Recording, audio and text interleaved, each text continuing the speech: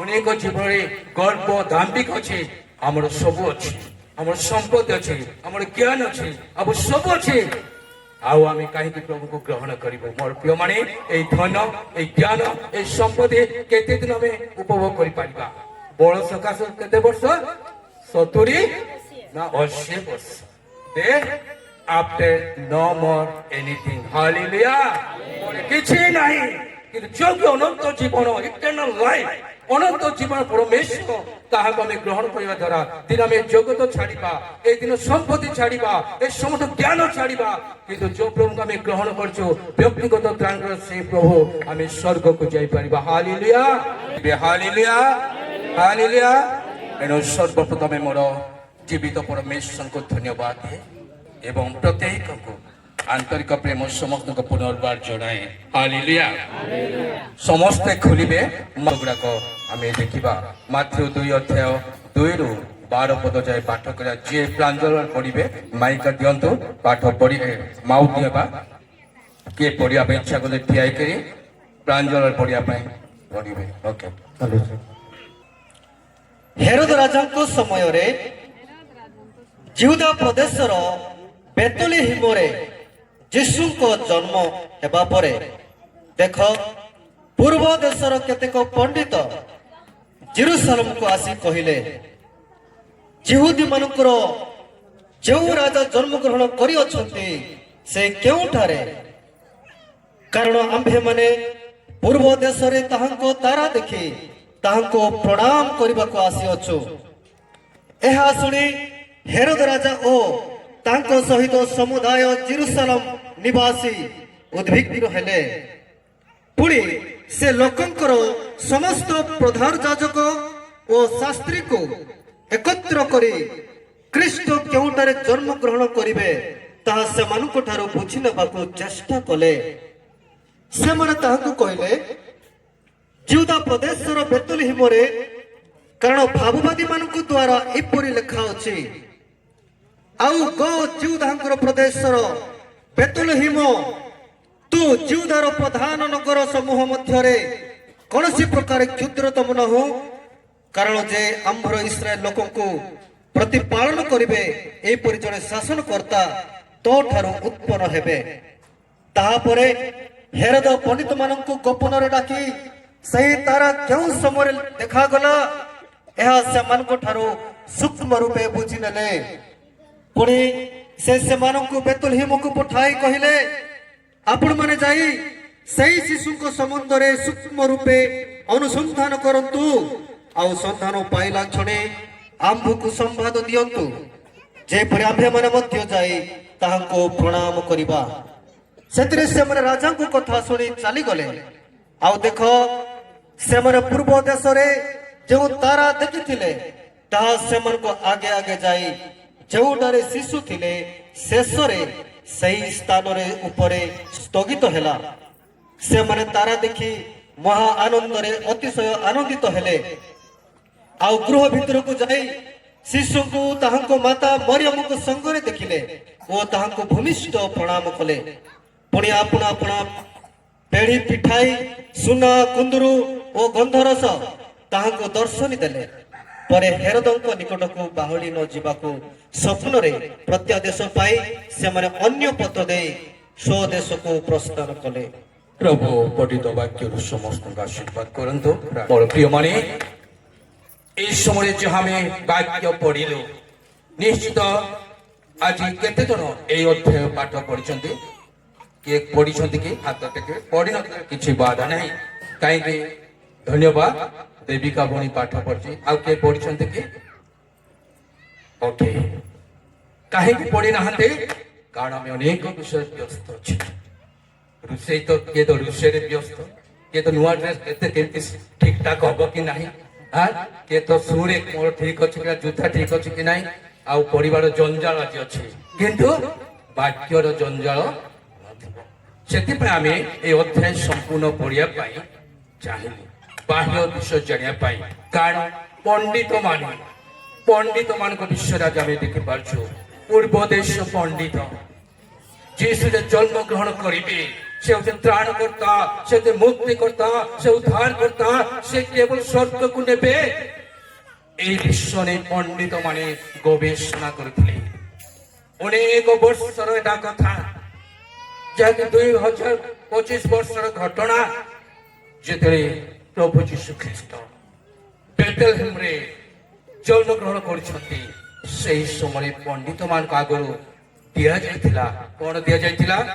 ଯୀଶୁ ଯିଏ ପରିତ୍ରାଣକର୍ତ୍ତା ଜନ୍ମଗ୍ରହଣ କରିବେ ସେ ସେଥିରେ ଗୋଟେ ତାରା ଦେଖାଯିବ। ଅନେକ ତ ତାରା ଗୁଡାକ ଅଛି ମୋର ପ୍ରିୟ ମାନେ, କିନ୍ତୁ ସେହି ତାରାର ଉଦ୍ଦେଶ୍ୟ ସ୍ପେସିଫିକ ସ୍ୱତନ୍ତ୍ର ସେଇ ତାରା, ତାର ଗୋଟେ ଲାଞ୍ଜ ଥିବ, ତାର ବହୁତ ଉଜ୍ଜଳ ଥିବ, ସ୍ୱତନ୍ତ୍ର ତାରା ଥିଲା। ହାଲେଲୁୟା।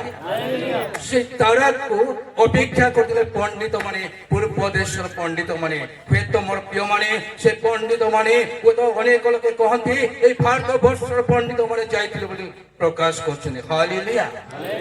ଦୀର୍ଘ ଦିନ ସେମାନେ ଯାଇଛନ୍ତି। ସେ ପଣ୍ଡିତ ମାନେ ସେଇ ଜାଗାକୁ ଯୀଶୁଙ୍କୁ ଦେଖିବା ପାଇଁ ସେମାନେ ଜାଣିଥିଲେ, କାରଣ ପରିତ୍ରାଣକର୍ତ୍ତା ଦିନେ ଜଗତକୁ ଆସିବେ। ଏହା ସବୁ ଜାଗାରେ ଲେଖାଇଛି। ଅନେକ ଗୀତା ଭାଗବତ ମଧ୍ୟ ସେଟା ଲେଖାଇଛି, କିନ୍ତୁ ତାର ଅର୍ଥ ଲୋକେ ବାହାର କରିପାରୁନାହାନ୍ତି। ଯୋଉ ବ୍ୟକ୍ତି କି ଜନ୍ମ ଗ୍ରହଣ କରିବେ ସେ ତ୍ରିଶୂଳ କାଠରେ ଝୁଲିବେ ଏବଂ ସେ କି ପୁନର୍ଥିତ ହେବେ ଏବଂ ସେ ହଉଛନ୍ତି ପରିତ୍ରାଣ ଉଦ୍ଧାରକର୍ତ୍ତା। ହାଲେଲୁୟା। ସେ ହଉଛନ୍ତି ଏକମାତ୍ର ପରିତ୍ରାଣ ଉଦ୍ଧାରକର୍ତ୍ତା। ଏହା ଆଜି ବୁଝିବା କଷ୍ଟକର ହୁଏ, କିନ୍ତୁ ସବୁ ଶାସ୍ତ୍ରରେ ଲେଖାଯାଇଛି। ଏଣୁ ମୋର ପ୍ରିୟମାନେ ସେ ପଣ୍ଡିତ ମାନେ, ଯାହାକି ବାଇବଲ ମଧ୍ୟ ଅନେକ ଏହି ବିଷୟ ଆଗରୁ ଲେଖାଯାଇଥିଲା। ଯୀଶୁ ଖ୍ରୀଷ୍ଟଙ୍କର ଜନ୍ମ 760 ବର୍ଷ ପୂର୍ବେ ତାହା ଯୀଶୁ ଭବିଷ୍ୟତ ବକ୍ତା ପ୍ରକାଶ କରିଥିଲେ। ତାହା କହିଥିଲେ କଣ? ଯୀଶୁ 9:6 ଲେଖାଯାଇଛି, ଆମ୍ଭମାନଙ୍କ ନିମନ୍ତେ ଏକ ବାଳକ ଜନ୍ମି ଅଛନ୍ତି ଏବଂ ଆମମାନଙ୍କ ନିମନ୍ତେ ଏକ ପୁତ୍ର ଦତ୍ତ ହୋଇଅଛି। ପୁଣି ତାହାଙ୍କ ସ୍କନ୍ଧରେ କର୍ତ୍ତୃତ୍ୱ ଭାର ଥୁଆଯିବ। ପୁଣି ତାହାଙ୍କ ନାମ ଆଶ୍ଚର୍ଯ୍ୟ ମନ୍ତ୍ରୀ, ପରାକ୍ରାନ୍ତ ପରମେଶ୍ୱର, ଅନନ୍ତକାଳୀନ ପିତା, ଶାନ୍ତି ରାଜା ହେବ। ହାଲେଲୁୟା। ମୋର ପ୍ରିୟ ମାନେ এই ଶିଶୁ ରୂପେ ଆସିଲେ, ମାନବ ରୂପେ ଆସିଲେ, ସେ ଦତ୍ତ ହେଲେ। ତାହାଙ୍କ ସ୍କନ୍ଧରେ କର୍ତ୍ତୃତ୍ୱ ଭାର, ସମସ୍ତ ସମସ୍ୟାର ଭାର, ପାପର ଭାର, ରୋଗର ଭାର, ସମସ୍ତ ଭାର ତାଙ୍କ ସ୍କନ୍ଧରେ ଥୁଆଯିବ। ତାହାଙ୍କ ସ୍କନ୍ଧରେ ଥୁଆଯିବ। ଏହା ଯୀଶୁ ଖ୍ରୀଷ୍ଟଙ୍କ ଜନ୍ମ 760 ବର୍ଷ ପୂର୍ବେ ପ୍ରକାଶ ପାଇଥିଲା। ହାଲେଲୁୟା। କୌଣସି ପ୍ରଭୁ ଯୀଶୁ ଖ୍ରୀଷ୍ଟ ଲୁଚା କୁଚାରେ ଆସିନଥିଲେ ବା ଆକସ୍ମାତ ଭାବରେ ଆସିନଥିଲେ।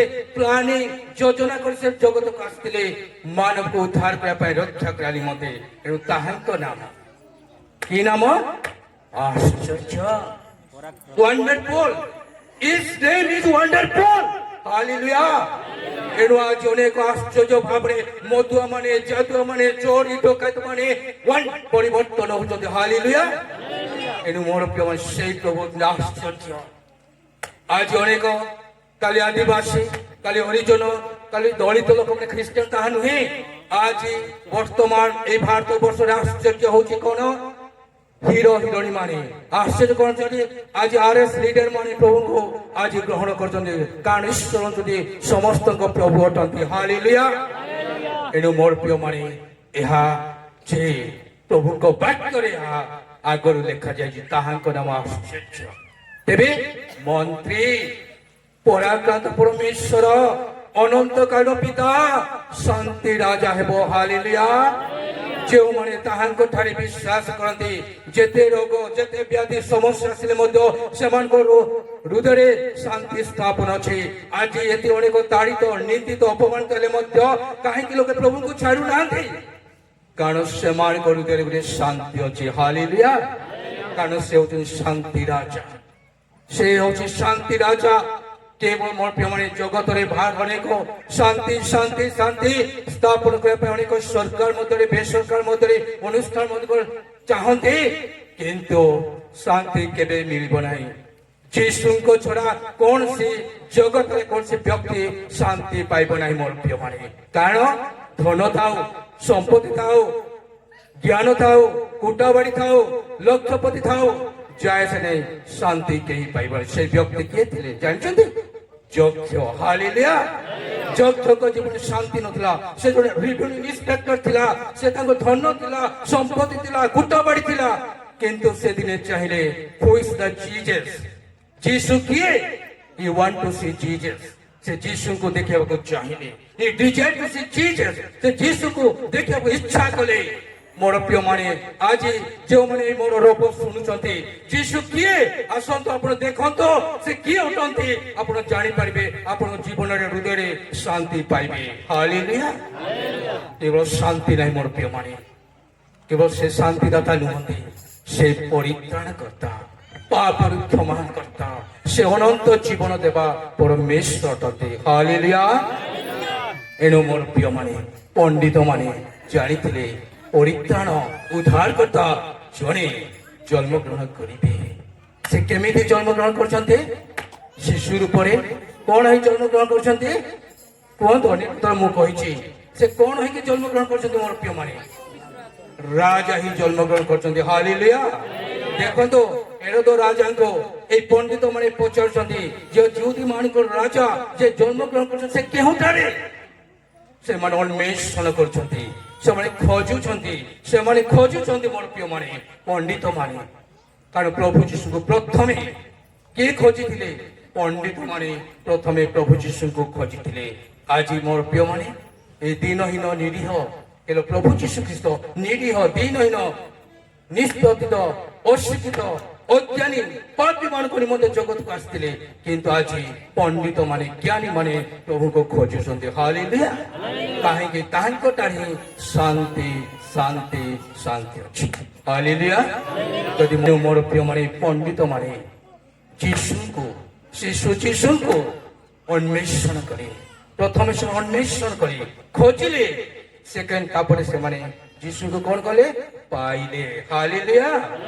ଯୀଶୁଙ୍କୁ ସେମାନେ ଦେଖା ଦର୍ଶନ ପାଇଲେ। ଦେ ମିଟ୍ ଟୁ ଜିସସ୍। ସେମାନେ ଯୀଶୁଙ୍କୁ ସାକ୍ଷାତ କଲେ ବୋଲି ଲେଖା ହେଇଛି। ସେ ଯୀଶୁଙ୍କୁ ସାକ୍ଷାତ କଲେ। ଯେତେବେଳେ ମାନେ ସାକ୍ଷାତ କଲେ, ସେମାନେ କଣ କରୁଛନ୍ତି? ଭୂମିଷ୍ଠ ପ୍ରଣାମ କରୁଛନ୍ତି। ସେମାନେ ପ୍ରଣାମ କରୁଛନ୍ତି। ଏତେ ବଡ ପଣ୍ଡିତ ମାନେ, ଏତେ ବଡ ସେମାନେ ଆଗରୁ ଜାଣିବା ଲୋକମାନେ, କିନ୍ତୁ 700 ବର୍ଷ ପୂର୍ବେ ସେମାନେ ଜାଣିଥିଲେ। ସେଇ ପଣ୍ଡିତ ମାନେ ଶିଶୁ ଯୀଶୁ ଜନ୍ମର ଜାଣୁଛନ୍ତି। କାହିଁକି?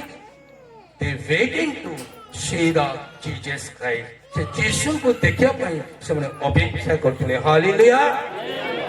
ଆପଣମାନେ ଯଦି ଏପର୍ଯ୍ୟନ୍ତ ଯେତେବେଳେ ଯୀଶୁଙ୍କୁ ବିଷୟରେ ଅନୁଭବ କରିପାରି ନାହାନ୍ତି, ଅପେକ୍ଷା କରନ୍ତୁ, ଚିନ୍ତା କରନ୍ତୁ ନାହିଁ।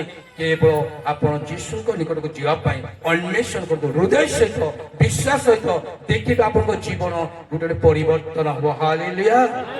ଏଣୁ ମୋର ପ୍ରିୟମାନେ, ସେମାନେ ଯେତେବେଳେ ଯାଉଛନ୍ତି, ଯେତେବେଳେ ଯୀଶୁଙ୍କୁ ସେମାନେ ଦେଖା ସାକ୍ଷାତ ହଉଛନ୍ତି, ସେଇ ସମୟ କିଏ ଉଦ୍ବିଗ୍ନ ହଉଛନ୍ତି? ହେରୋଦ ରାଜା, ଜଗତର ରାଜା ଉଦ୍ବିଗ୍ନ ହଉଛନ୍ତି, ବ୍ୟାକୁଳ ହଉଛନ୍ତି, ଚିନ୍ତିତ ହଉଛନ୍ତି। ମୁଁ ଥାଉ ଥାଉ କିଏ ଜନ୍ମଗ୍ରହଣ କରିଛନ୍ତି?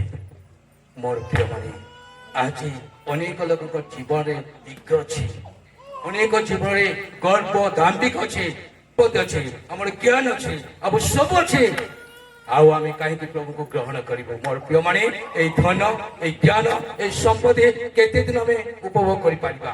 ବଳ ସକାଶ କେତେ ବର୍ଷ? 70 ନା 80 ବର୍ଷ। Then after no more anything. Hallelujah.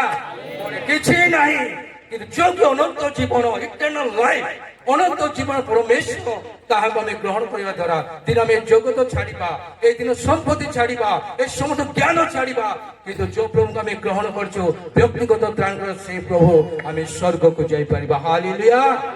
ଏଥିପାଇଁ ପ୍ରଭୁ ଯୀଶୁ ଖ୍ରୀଷ୍ଟ ଏଇ ଜଗତକୁ ଆସିଥିଲେ। ଏଥିପାଇଁ ପରମେଶ୍ୱର ଏଇ ଜଗତକୁ ଆସିଥିଲେ। ସେ ହେଉଛନ୍ତି ଅନନ୍ତକାଳୀନ ଶାନ୍ତି ରାଜା। ହାଲେଲୁୟା। ଏଣୁ ମୋର ପ୍ରିୟମାନେ, ଆଜି ପ୍ରଭୁ କଥା କହନ୍ତି ବାକ୍ୟରେ, ଆଜି ଯଦି ଆପଣ ବ୍ୟକ୍ତିଗତ ତ୍ରାଣକୁ ଗ୍ରହଣ କରିବେ, ବିଶ୍ୱାସ କରିବେ, ହୃଦୟକୁ ଆହ୍ୱାନ କରିବେ, ଆଜି ପ୍ରଭୁ ଆପଣଙ୍କ ହୃଦୟରେ ଜନ୍ମଗ୍ରହଣ କରିବେ, ତେବେ ଆପଣମାନେ ଏଇ ବଡ଼ଦିନର ଶୁଭେଚ୍ଛାକୁ ଆପଣ ସାର୍ଥକ ଲାଭବାନ ହେବେ। ପ୍ରଭୁ এই ছোট বাক্যের ସମସ୍ତଙ୍କୁ ଆଶୀର୍ବାଦ କରନ୍ତୁ। ଆମେନ୍।